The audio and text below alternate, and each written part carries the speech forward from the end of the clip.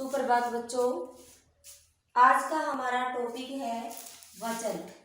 आज हम वचन के बारे में पढ़ेंगे, वचन की परिभाषा और वचन के प्रकार कि वचन किसे कहते हैं, वचन के कितने भेद होते हैं या प्रकार होते हैं। तो सबसे पहले पढ़ेंगे हम परिभाषा।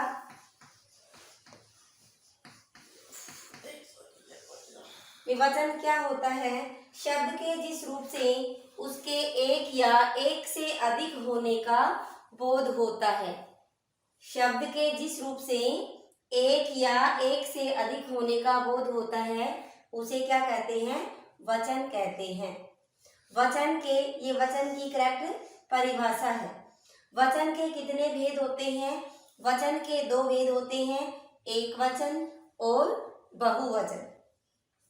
एक वचन क्या होता है भाई? संज्ञा या सर्वनाम शब्द का वह रूप जिसमें एक वस्तु, प्राणी, व्यक्ति।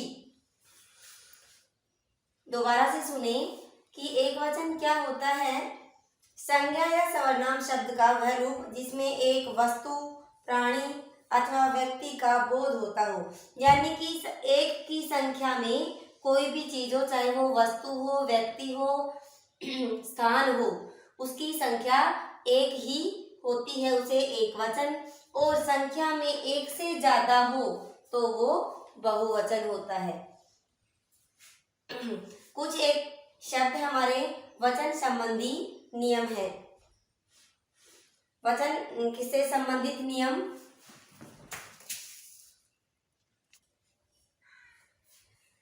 तो वचन संबंधी मान्य कुछ नियम है बेटा, वो आज हम जानेंगे। क्या है कि आदर दर्शाने के लिए, मान सम्मान या रिस्पेक्ट जिसको बोलते हैं, वो दर्शाने के लिए हम एक वचन का प्रयोग करते हैं। जैसे पिताजी आए थे, उदाहरण देखिए, पिताजी आए थे। इसमें क्या है भाई? पिताजी एक वचन शब्द है और हमने क्या दर्शाया है? आदर बड़ा कि आए थे। नहीं तो पिताजी तो एक है, आया था भी लगा सकते थे। और कुछ एक शब्द ऐसे हैं जो बड़प्पन दर्शाने के लिए कुछ लोग मैं के स्थान पर हम का प्रयोग करते हैं। जैसे हम आ गए, उदाहरण देखिए, हम आ गए हैं। यानी कि मैं के स्थान पर अपना बड़प्पन दिखाने के लिए किसका प्रयोग किया है? हम का प्रयोग किया गया है। कुछ शब्दों का प्रयोग एक वचन में ही किया जाता है। कुछ एक शब्द ऐसे होते हैं जिनका प्रयोग हमेशा एक वचन में होता है। जैसे सोना, चांदी, आकाश, पानी, दया, वर्षा। इनका प्रयोग हमेशा एक वचन के रूप में ही होता है। और कुछ एक शब्द ऐसे हैं जिनका प्रयोग हमेशा किसमें होता है? बहुवचन में। आंसू, बाल, प्राण, दर्शन, होश, केस, हस्ताक्षर आदि ऐसे शब्द हैं जिनका प्रयोग हमेशा बहुवचन के रूप में ही होता है। आगे कुछ शब्दों का प्रयोग, कभी कभी जातिवाचक शब्दों का प्रयोग एक वचन में ही होता है। जातिवाचक शब्द कैसे होते हैं भाई? जैसे आगरा का पेठा जातिवाचक शब्द है ये। जैसे आगरा का पेठा क्या है ये जातिवाचक शब्द है। इनका प्रयोग किसमें हुआ है? बहुवचन में और कभी एक वचन में। जातिवाचक शब्द होंगे उनका शब्द हमेशा एक वचन में ही होगा, ये आपको नोट रखना है, ठीक है। उसे आगे है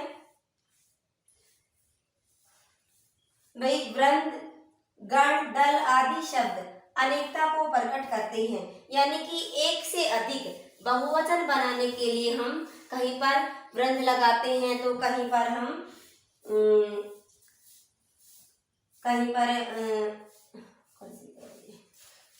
दल लगा देते, अध्यापक वृंद लगा देते हैं, ठीक है। इस तरह से भी बहुवचन का प्रयोग हम करते हैं। जैसे उदाहरण आगे मैं आपको दिखाऊंगी कि किस तरह से करते हैं। कुछ अकारांत शब्द दोनों वचनों में समान ही रहते हैं। अकारांत शब्द क्या होते हैं? जैसे हमने लिखा भाई शब्द हमारा बालक लिख दिया मैंने, ठीक है। ये कैसा शब्द है? अकारांत शब्द है। अकारांत का मतलब क्या होता है, कैसे पहचान करोगे तुम, कि जिसका लास्ट, जिसके अंदर स्वर मिक्स हो, व्यंजन नहीं स्वर मिक्स हो, और स्वर कौन सा है, तो अकारांत। और अकारांत बोलेंगे उसमें क्या मिक्स होगा, लास्ट में अ, ठीक है। ओकारांत बोलेंगे तो लास्ट के शब्द के अंतिम वर्ण होगा, उसमें क्या मिक्स होगा, ओ, ठीक है।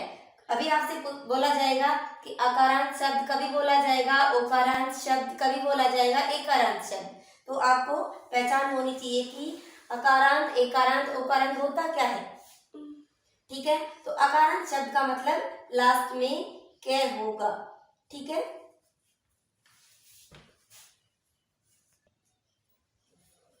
आगे भाई, कुछ संबंध सूचक संज्ञाएं दोनों वचनों में एक जैसी रहती है। संबंध यानी कि एक दूसरे से रिलेशनशिप वाले शब्द होते हैं, वो दोनों वचनों में एक समान रहते हैं। कौन कौन सी, जैसे दादा, मामा, पापा या पिताजी, माताजी, ये सारे कैसे शब्द हैं, ये संबंध सूचक शब्द हैं, जो दोनों वचनों में एक वचन हो चाहे वो बहुवचन हो, दोनों वचनों में एक समान रहते हैं। इसके अलावा वही अकारांत शब्द होता है जहां भी उसके अंत में ए के स्थान पर आई लगाकर क्या बना देते हैं, हम बहुवचन बना देते हैं। अभी बताया था ना मैंने बालक, तो अकारांत शब्द और भी देखिए आप, जैसे रात, रात का वचन हम क्या बना देंगे, रातें, रातें। ये अनुस्वार क्यों लगाया जाता है, जिसमें ए स्वर मिक्स होता हो या उसकी साउंड आती हो, तब ये अनुस्वार लगाया जाता है। ये नहीं कि मन में उठाया और वहीं लगा दिया, किसी भी मात्रा के साथ लगा दिया, ऐसा नहीं होता, ठीक है। तो आपकी जो बुक है, आप अपनी बुक में देखिए, जितने भी वचन से संबंधित जितने भी वचन, एक वचन और बहुवचन है, देखो ये सारे आपको किस में लिखने हैं, अपनी फेयर नोटबुक में लिखने हैं, ये वाले भी, और पेज नंबर अगला है ये वाले शब्द भी आपको सारे किस में लिखने हैं, आपकी फेयर नोटबुक में, सिर्फ ये वाले पेज नंबर 37 और 38 वाले, ठीक है। फिर इसके बाद में अगली वीडियो में बुक वर्क और पर्सन दोनों आ जाएंगे। धन्यवाद।